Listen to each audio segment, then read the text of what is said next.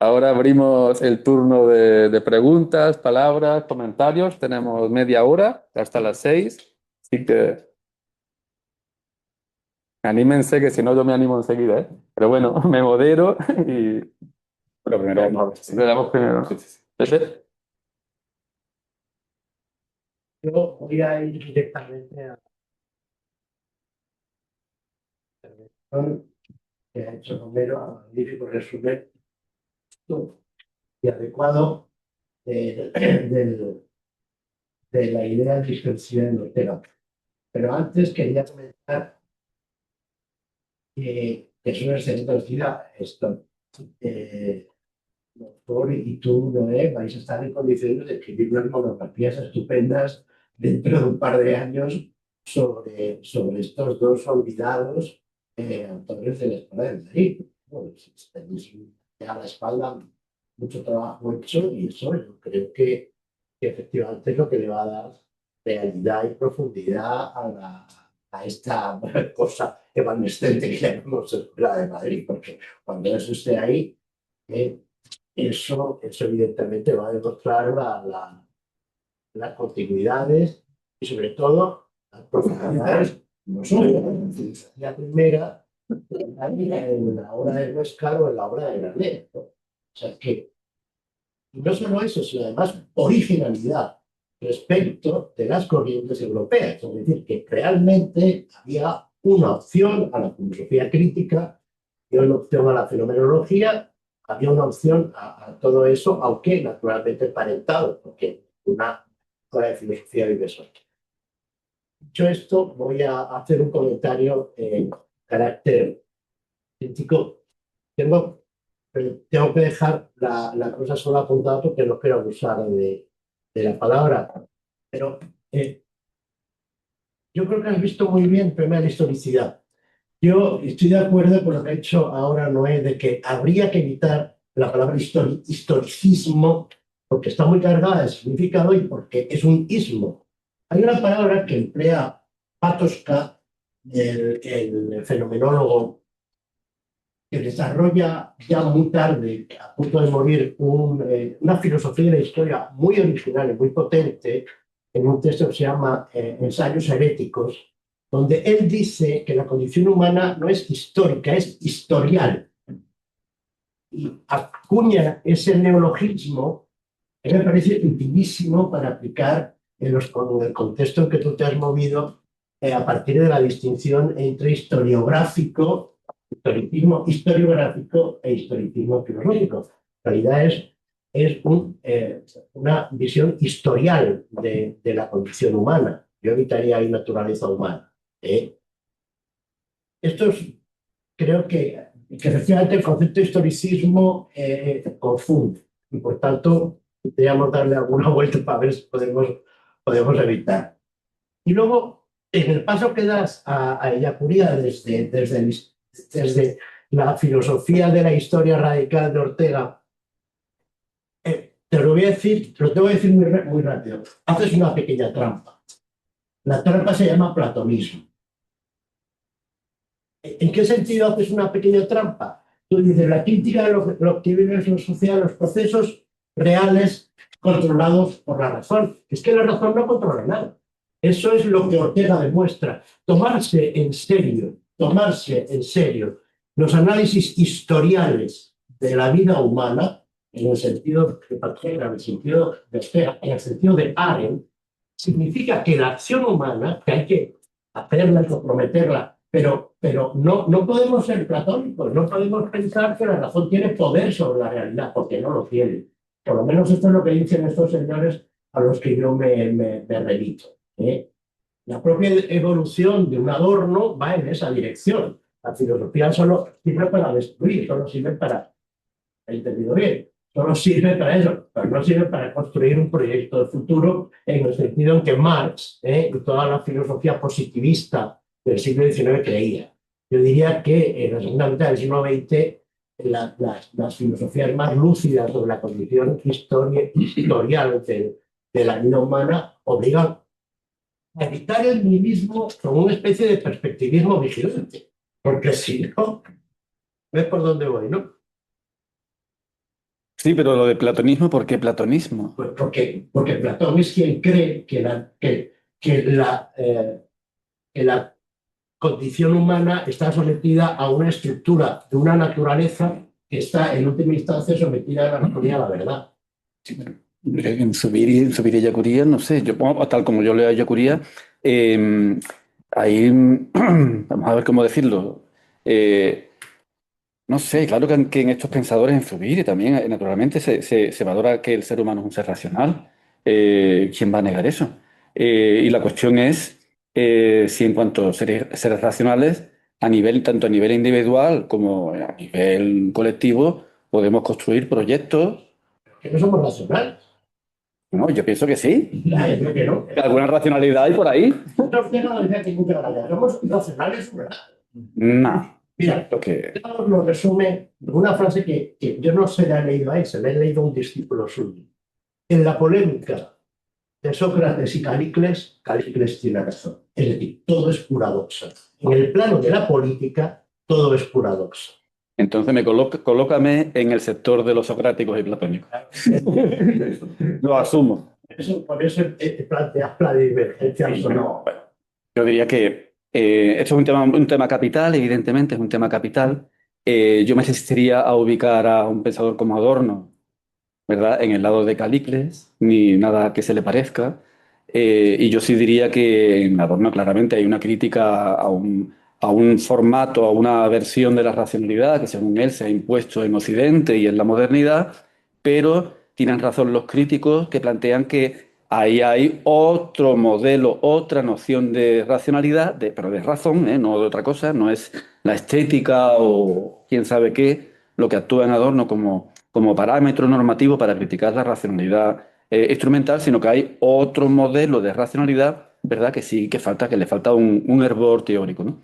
Yo sí diría que, no sé, que sí, doy la razón de que este tránsito, bueno, esta vinculación que trato de establecer aquí entre Ortega y Ellacuría, bueno, pues se me puede plantear que es artificiosa. La cuestión es, el joven Ellacuría fue un lector ávido de Ortega, ¿verdad? Lo leyó con profusión y cuando Ortega murió, Ellacuría publicó 5 o 6 artículos sobre Ortega y hace una defensa de Ortega, ¿verdad? En el contexto de la época, que era muy duro, ¿verdad? Y ahora bien, lo que le critica a Ortega es que, bueno, que no era... El problema de Ortega es que no era católico, que no era creyente. Claro, para la perspectiva del joven seminarista, pues era un problema. Pero él hace una reivindicación del valor de la filosofía ortega. Entonces, cuando eso queda ahí, o sea, me refiero como parte del proceso de formación de Ellacuría. Ellacuría en los años 50, 60, ya ahí Antonio está aquí presente, me puede indicar, él tiene un texto sobre el concepto de técnica. O sea, él tiene una discusión con el texto de Ortega sobre la técnica, un material de 100 páginas. Ahí ya no hay crítica de Ortega. Ahí hay un mostrar, digamos, todas las virtualidades que tiene el planteamiento de Ortega. Bueno, cuando Ellacuría, al final de su vida, él esboza los parámetros de su filosofía de la realidad histórica, que como digo, es una metafísica de la realidad histórica, digámoslo así, de la realidad que constituye el mundo histórico, el mundo circundante histórico-social, vamos a decirlo así. O sea, la realidad histórica abarcaría la realidad del mundo circundante histórico-social. Y ese piensa Ellacuría que es el objeto de su filosofía, al menos, ¿no? En ese programa de investigación sobre la realidad histórica, así entendido, ese programa de investigación, esa metafísica de la realidad histórica, yo entiendo que tiene un carácter, una intencionalidad política. O sea, no se trata solamente de poner de manifiesto determinadas estructuras fundamentales de la realidad histórica, sino alcanzar una comprensión de la realidad histórica para modificarla. Claro, ¿modificarla desde qué parámetros?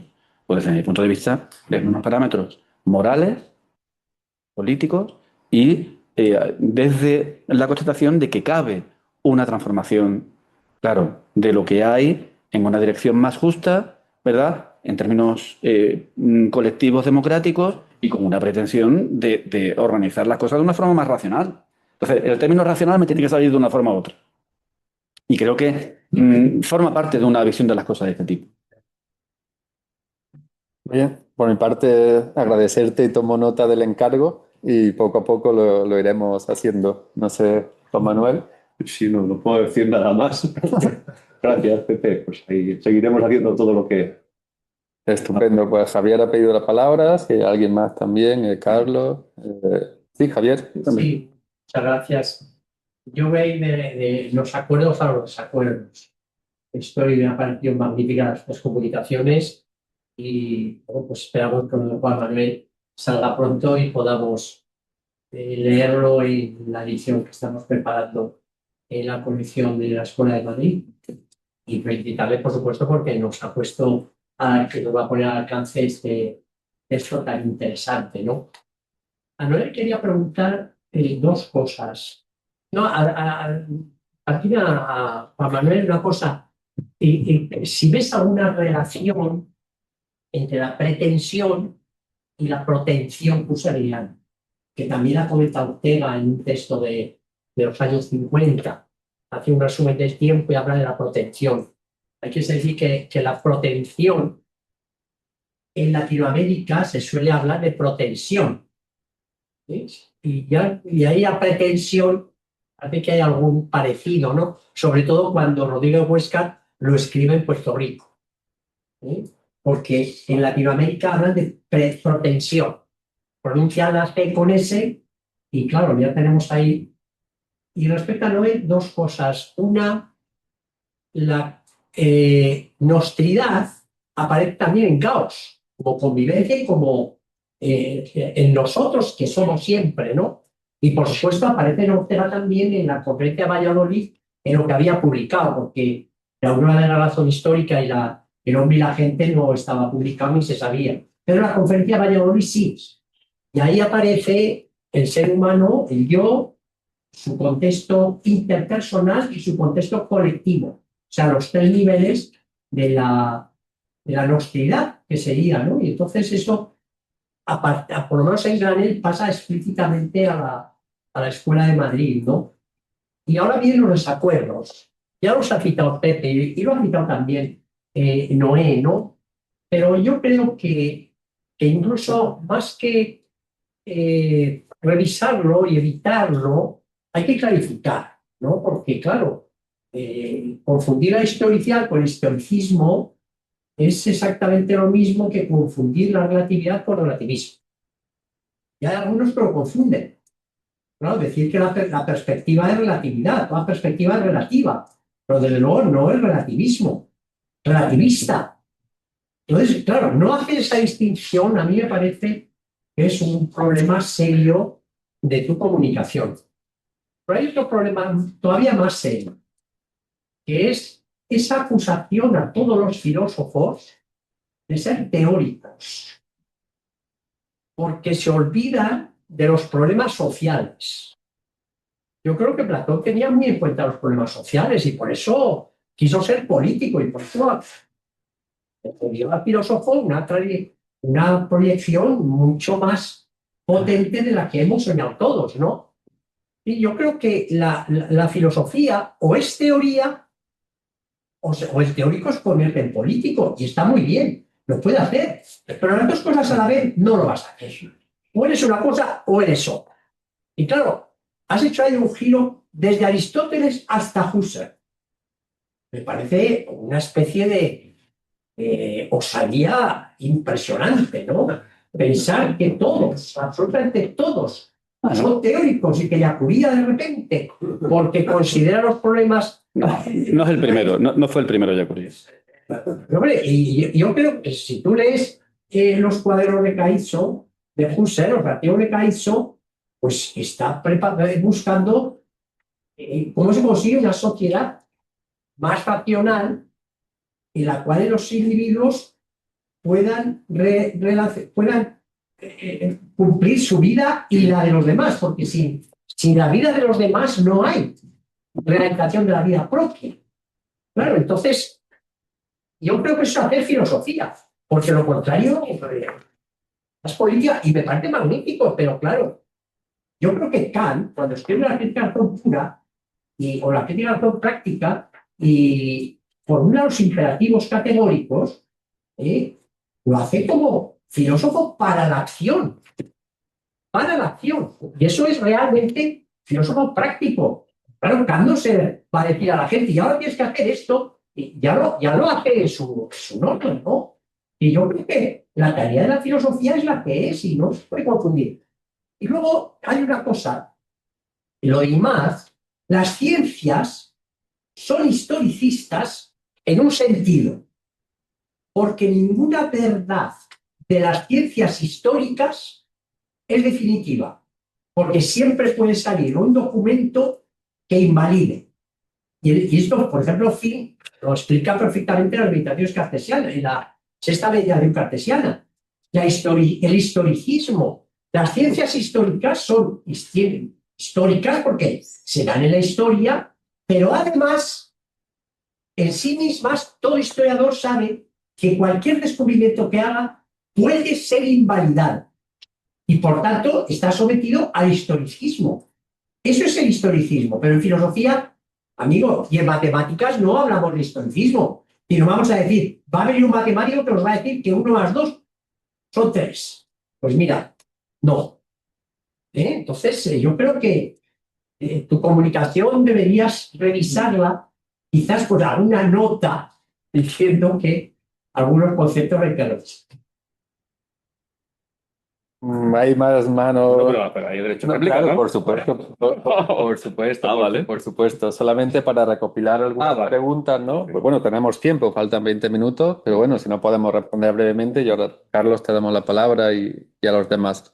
Javier, Manuel. no recuerdo para nada escuchar ese concepto y, como siempre, cualquier comentario tuyo lo que me abre es trabajo que hacer. Así que me lo voy a apuntar para buscarlo.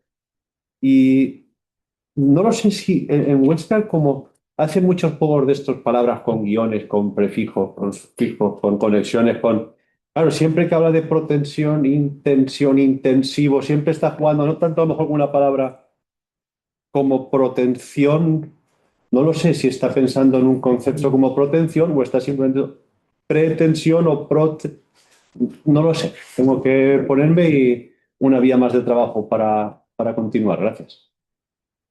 Sí, pues muy brevemente también, Javier, te agradezco la pregunta, además lo has leído de un texto y aprovecho, hago publicidad, justamente sobre un capítulo en un libro que estamos editando Tomás y yo de las actas del Congreso de la SHAF de 2022, el Congreso de Antropología Filosófica, que ya está a punto de salir. Justamente ahí el capítulo que escribía sobre el concepto de nostridad en Granell. Y ahí él distingue como 4 etapas en el concepto. Un concepto que sería inmanente, otro trascendente, otro que es puro, otro que es histórico, y él desemboca al final en un concepto de nostridad que es corporal, que es intersubjetivo, que es histórico. Bueno, eso está justamente, para quien le interese, en el parágrafo 24 de la vecindad humana. Después de toda la discusión, sintetiza en esos 4 conceptos, ¿no?, de nosotros, de nostridad, ahí está. Pero, y si alguien quiere leer el capítulo, pues también se lo puedo compartir con mucho gusto. No había más preguntas, ¿no? Ahora le damos la palabra a Carlos. Bueno, muchas gracias, ¿no?, por las cuestiones, ¿no? Y me permite retomar también la cuestión que planteaba Pepe Lasada, ¿no? Claro, el adoptar el término de historicismo tiene un carácter polémico, naturalmente, por mi parte, y de alguna forma también provocado. ¿Por qué? Porque el término historicismo ha sido asumido en estos términos, en los términos que ustedes plantean. Historicismo como relativismo y tal y cual, y que eso no tiene caché filosófico.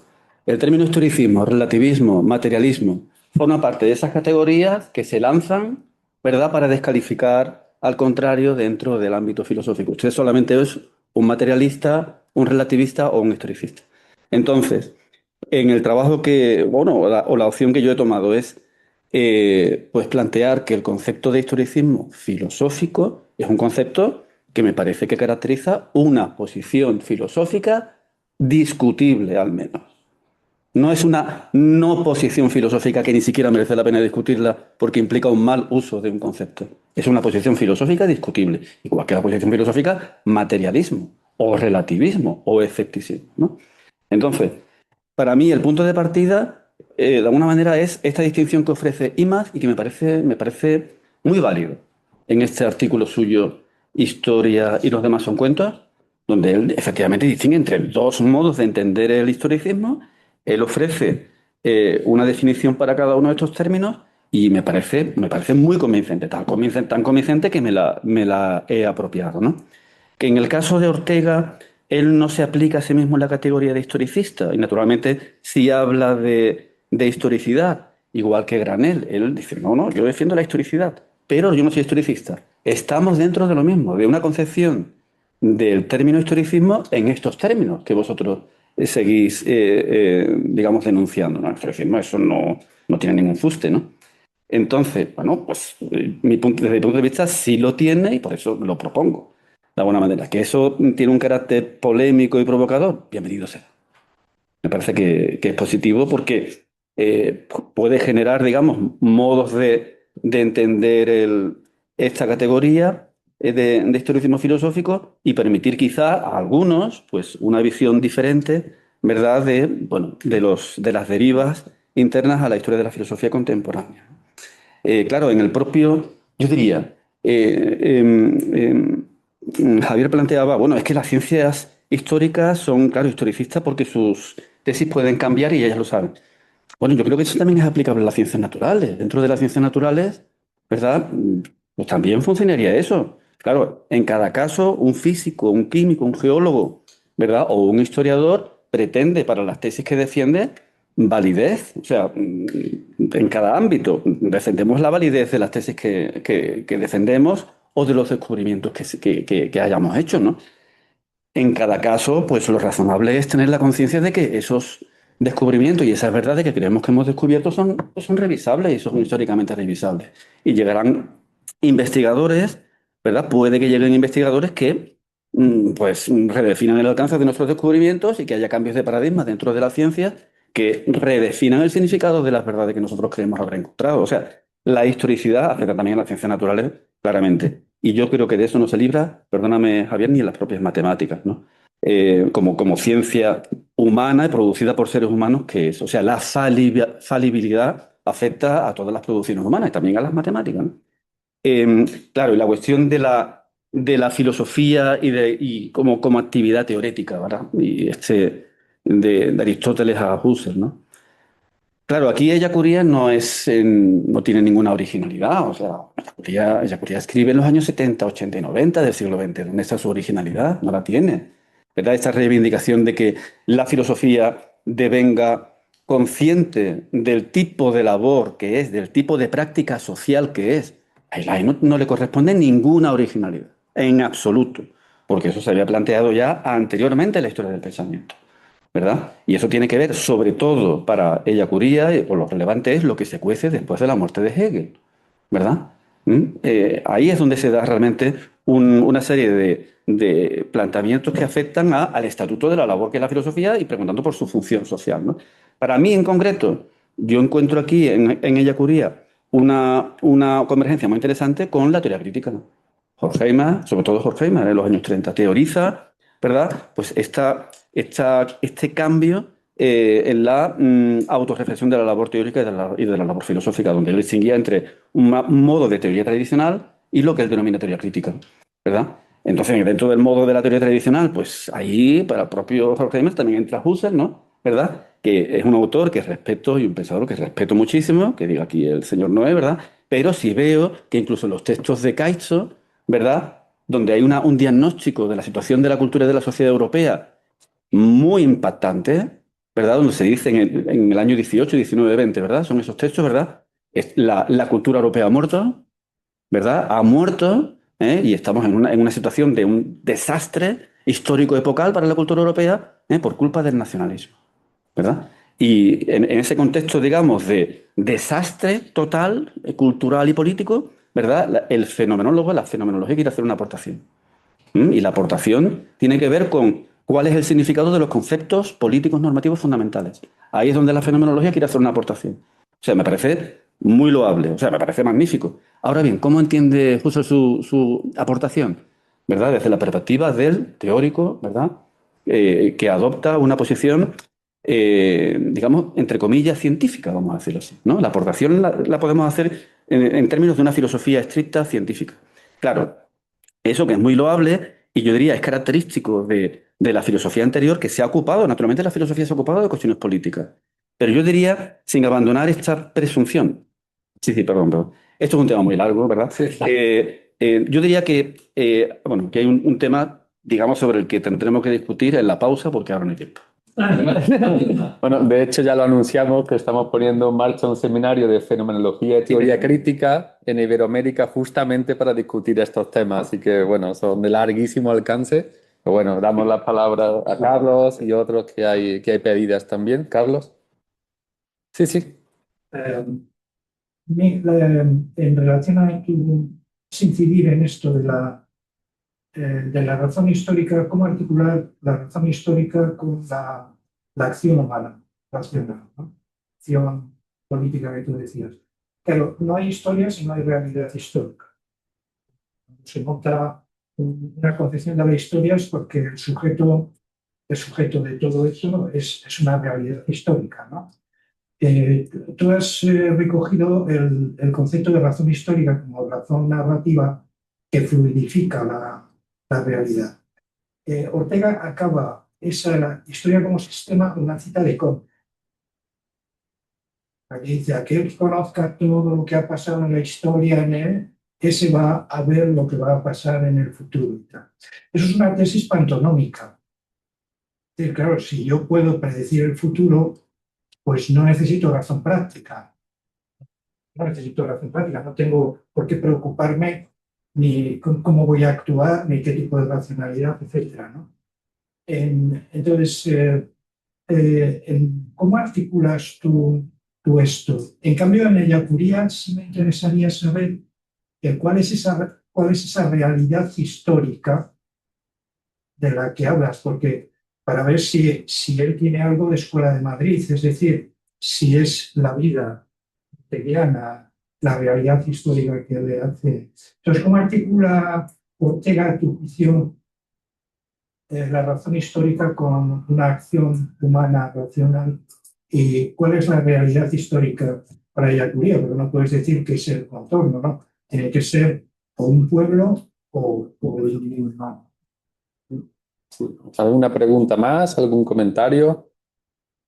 Tenemos todavía unos 7 u 8 minutos para terminar a las 6.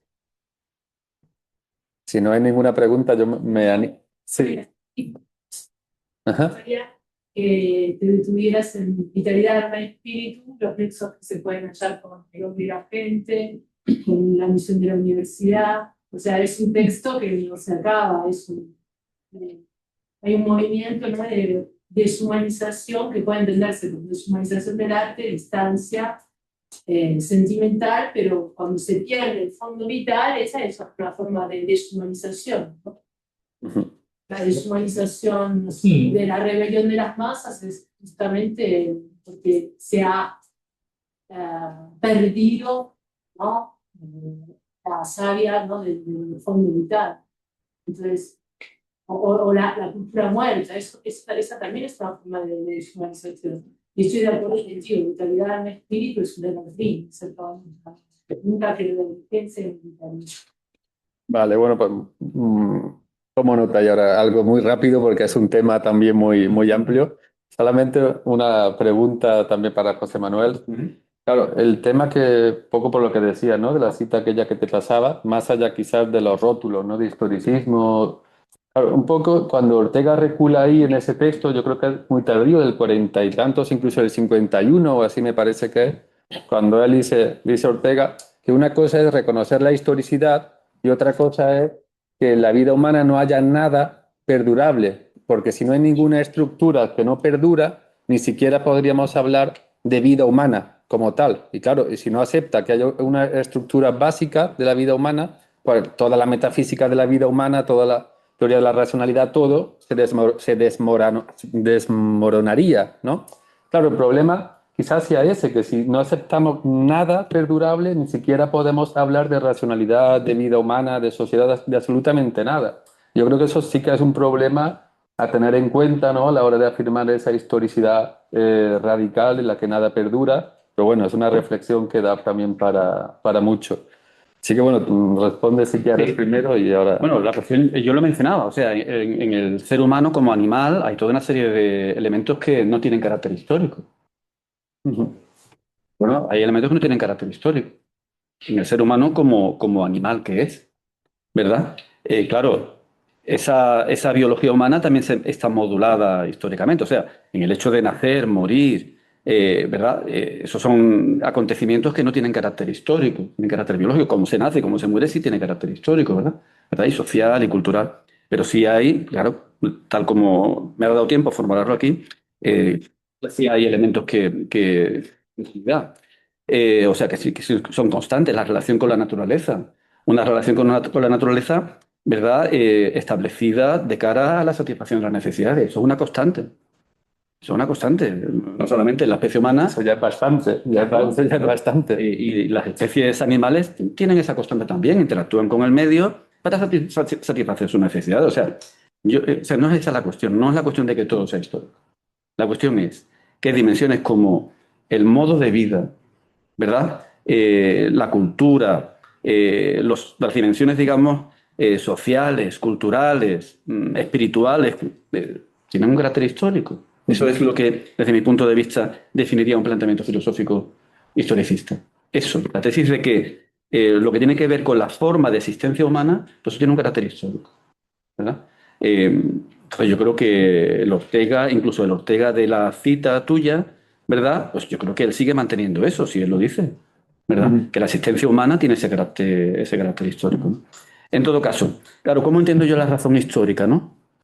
Claro, yo diría, claro, la razón histórica es una razón narrativa, eso yo no he hecho referencia a eso. A mí lo que me interesa más de las formulaciones que da Ortega de la razón histórica es esta idea de que desde la perspectiva de la razón histórica, en el ámbito de lo humano no cabe hablar de unos hechos que sean fijos, hablar de unos hechos que sean fijos, ¿verdad? O instancias o factores que tengan un carácter fijo y ya no histórico, ya no historizable, sino que la razón histórica nos confronta con lo que aparece en el ámbito humano como teniendo este carácter fijo, y lo que hace es historizarlo. Esa es la caracterización que me interesa más porque conecta con el planteamiento del propio Ellacuría. Ellacuría tiene ese mismo planteamiento y él adopta el concepto de historización, que él encuentra en Ortega también, ¿no? Ellacuría, ¿no? Claro, gracias por la pregunta porque era el tema que daba título a la ponencia mía y no lo he desarrollado, ¿no? Claro, muy rápidamente, Ellacuría entiende que afirma que la realidad histórica, yo lo diría así, es la realidad modificada, moldeada, mediada por la acción humana, por la praxis social, vamos a decirlo así, ¿verdad? Y eso constituye un tipo de realidad novedoso. Un tipo de realidad novedoso. Porque gracias a la actividad, a la intervención de la acción humana, de la praxis humana, ¿verdad? La realidad natural, ¿verdad? La realidad inerte o la realidad viva, ¿no? ¿Verdad? Logra desarrollar, logra realizar posibilidades que la realidad inerte o la realidad viva no puede desarrollar por sí sola. Entonces, la praxis hace aquí en un sentido muy próximo a Bloch, ¿verdad? Y aquí hay elementos también que vinculan a Yacuría con ciertas corrientes de la mística, ¿verdad? Judía y... Bueno, la praxis tiene este papel de elevar a la realidad a una dimensión más plena, ¿verdad? Entonces ese sería, digamos, el planteamiento de Yoguría. ¿Qué abarcaría la realidad histórica? Pues la realidad mediada por la praxis, que sería pues, el mundo histórico social circundante, ¿verdad? Aquí no estaríamos muy lejos de Dilthey, y si Dilthey también definió la realidad histórica en estos términos, ¿verdad? Pero en Ellacuría hay una, ¿cómo decirlo?, una caracterización metafísica de la realidad histórica que está ausente, creo, en Dilthey, ¿no? Entonces, en un momento muy importante de los textos últimos de Ellacuría, ella caracteriza a la realidad histórica como realidad radical, en clara referencia a Ortega. Radical.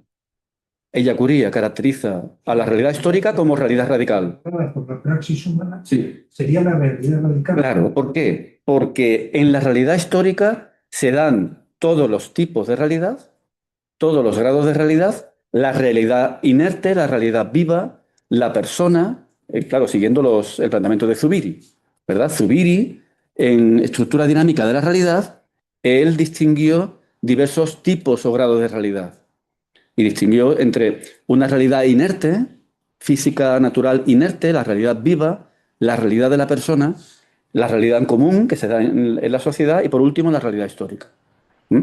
Entonces, Ellacuría asume todo eso como buen discípulo que es y él plantea que en la realidad histórica se dan todas las demás realidades, se dan todos los demás tipos de realidad, pero de un modo nuevo, novedoso, elevado, ¿no? A un grado de plenitud superior, vamos a decirlo así. Ese sería un poco el planteamiento, ¿no?